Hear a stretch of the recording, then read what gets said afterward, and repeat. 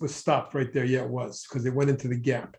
So I like it still, and I might reinstitute it. My institutional guys love the long-term story on Uber. They think it's the $300 stock. That's what they told me. I am not kidding.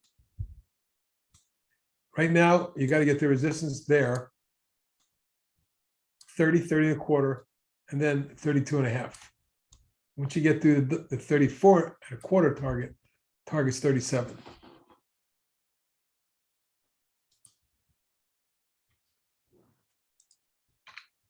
Question on BKE. Nice chart. Buckle, retailer. Again, a nice base pattern, long-term downtrend. Watch for a pop over 35, 35, 15. Then your swing is going to be 38 and 3/4, 39. And a test of this level, and that's a big one at 43 and a half. CMI, Cummins. Sam,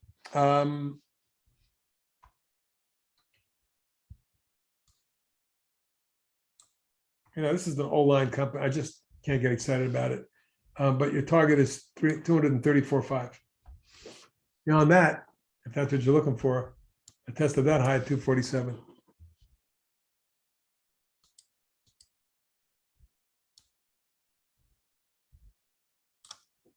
AEHR. Love this chart. This was a tech trader swing, one of my best of the year. You see this explosive move back in July, August of last year, and then the wedge. That's the day I put the swing on at $6. And within 90 days, it was 27. Most of my people got out in the mid-20s where my target was. And you can see the falling wedge. The breakout, and then guess what? You see this wedge? When it broke out of this wedge, yours truly, at 11 and 3/4 at 12, I put another swing on it. It met all my targets and went up to 18 3/4, eventually reaching 1943. That's where we exited. It came down. It's got a widening channel. I'm not sure about this one. I like it overall, though. I just would say, look, you cannot let this one go below 13. That's your stop.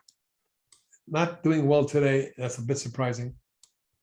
Your targets are 17 and a half, 19 and a quarter, and then 24 if it goes.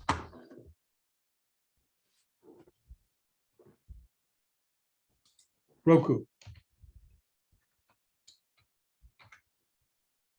That's a pretty bad looking chart. Not sure why you'd be interested in that.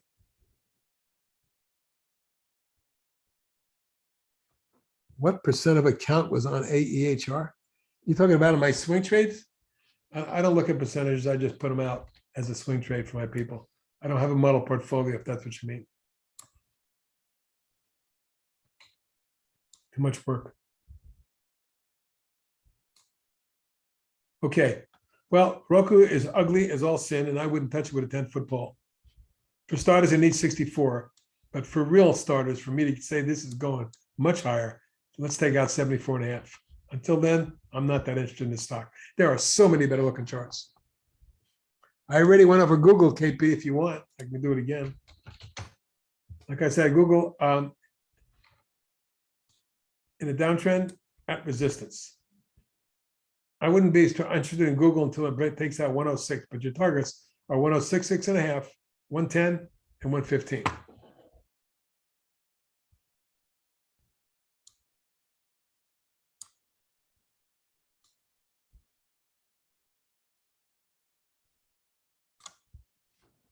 Question on SQ. Again, another tech stock got blasted. You see the declining tops line.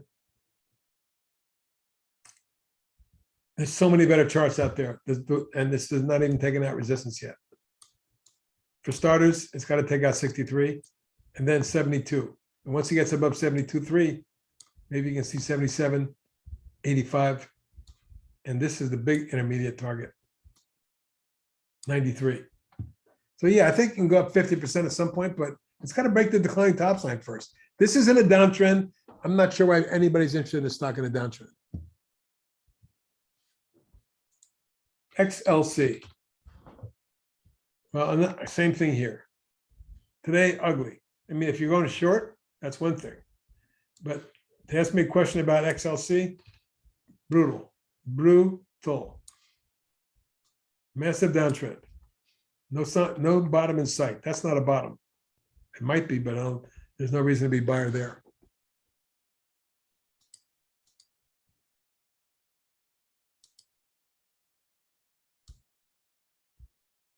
PayPal.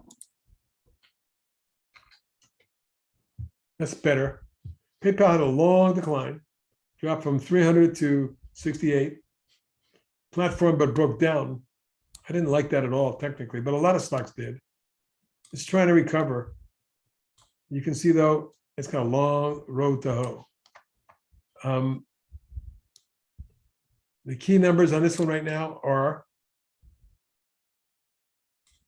98, 99, and 1034. Once you get above that, you got a new trend on the way with a target at 122.23.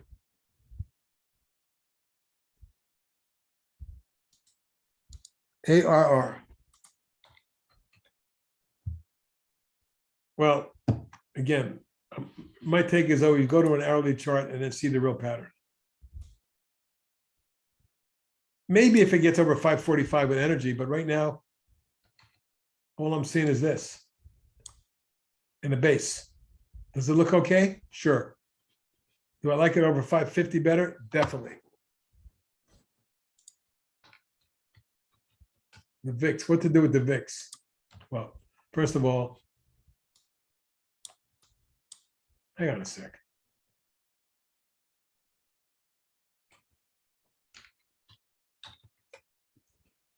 I mean, you can't chart the VIX other than it's an overbought, oversold oscillator type reading. This was a no-brainer. When we got into the mid-30s, like we did in the last 7, 8, 10 months, the market rallied every time. When we got down there, the market topped every time in that zone. What about now? It's neutral.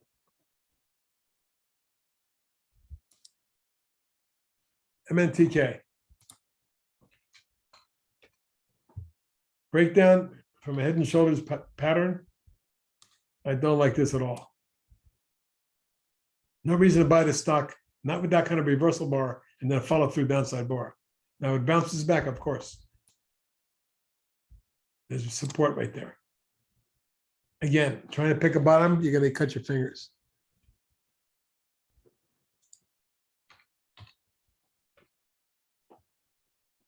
FXF.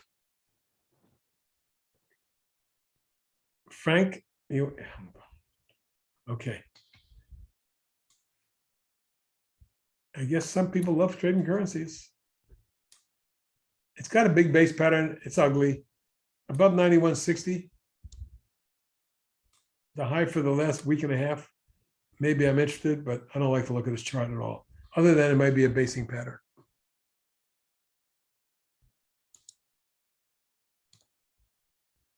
Do I have a view on the market in general, or are you more of a technical chart reader? Both.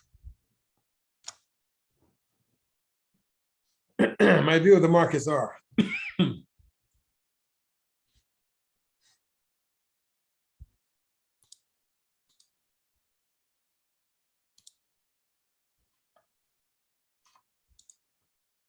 like I said earlier, the S&P 500 in recovery mode. But is this just a 1, 2, 3, and this is wave 4? We got a 5th wave down. I'm still waiting for the other shoe to drop. I don't know yet.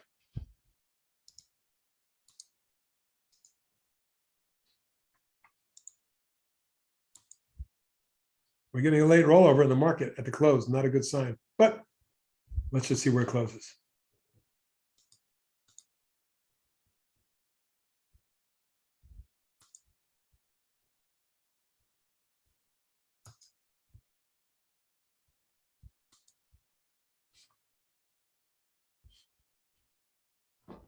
Which stock is your top pick for the next month? I got a little company here that I think is monster. It's called Seed. Check this out. This is a company, Origin Agritech, which manufactures genetically modified seeds for corn and soybean and stuff like that. And they're negotiating with the government of China for massive monster contracts. If they get them, I think the stock rocks. You can see it went from 3 to 28 here. I think we're going to duplicate that and then some. I'm looking for 40, 50, 60 in the next year. It's only 9.5 right now. Seriously. Could be a monster. I have a personal position in it. It's not my only one, but it's one that I'm very high on currently.